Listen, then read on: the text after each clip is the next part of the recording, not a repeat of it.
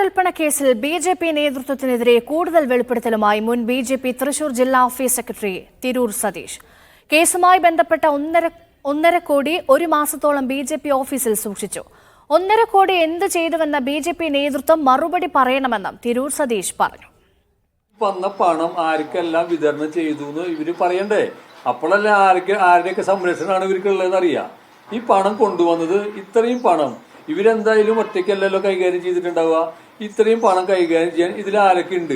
ഇനി ഇതിലേതെങ്കിലും മാഫിയകളുണ്ടോ? ഏതൊക്കെ ലോബികൾ ഇതിൽ പ്രവർത്തിച്ചിട്ടുണ്ട്?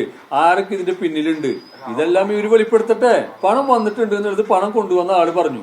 പണം കണ്ട ആള് ഞാനും ഇത് പറയാണ്, പണം അവിടെ വന്നിട്ടുണ്ട് എന്നുള്ളത്. പിന്നെ ഈ പണം ഇവരെന്ത് ചെയ്തു? ഇതിൽ ബാക്കി ഉണ്ടായിരുന്ന പണം പോലും എന്ത് ചെയ്തു?